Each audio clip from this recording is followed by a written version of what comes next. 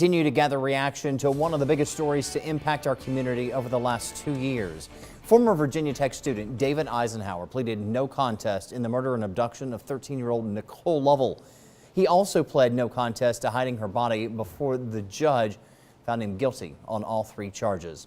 The physical evidence against Eisenhauer began mounting over the first 3 days of the trial, and he decided to re-enter a new plea just before the Commonwealth's attorney showed text messages between himself and Natalie Keepers, who is also charged in this case.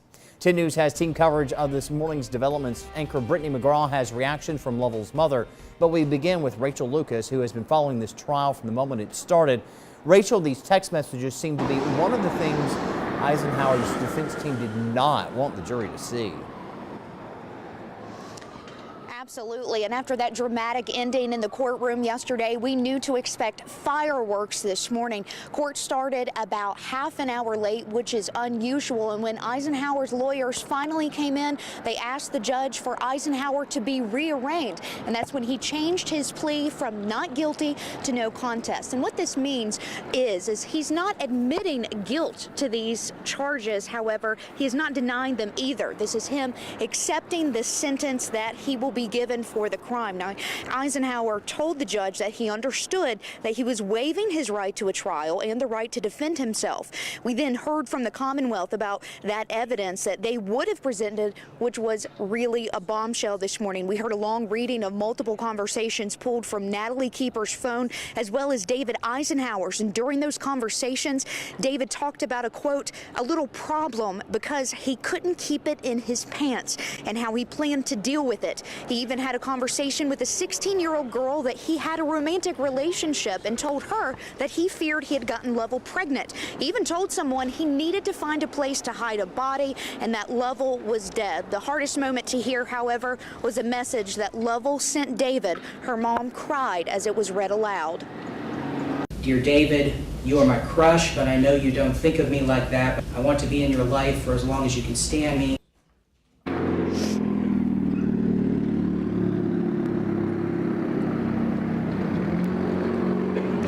Pretty emotional message to listen to, especially now after a judge has found him guilty for what, she called David her crush. So now he will be sentenced on May 22nd or 23rd. I'm told that date could change, but we'll continue to keep you updated with the latest. Live in Christiansburg, I'm Rachel Lucas, 10 News, working for you.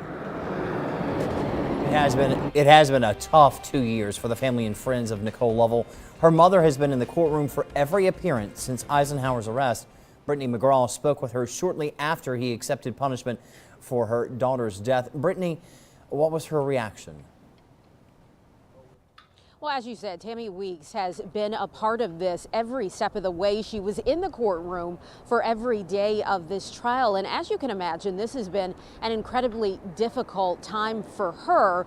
We had an opportunity to see everything as it unfolded here in the courtroom. And our Rachel Lucas said her mom started to cry as today's developments unfolded. We do want to show you some of the video that we shot a little earlier today as Tammy Weeks was surrounded by family and friends as she left the courthouse and the sheriff's office. She didn't have anything further to say about Eisenhower being found guilty after pleading no contest to the charges. Earlier, though, she did thank law enforcement involved with the case, and she shared her memories of Nicole. I was blessed to be Nicole's mother, to be her friend for 13 years. We fought every fight together, but this last one. She was bright and beautiful girl until the world, and to all of us. I want to thank many folks from the law enforcement, the Commonwealth Attorney Office, the victim witness, the community, for all their work and support.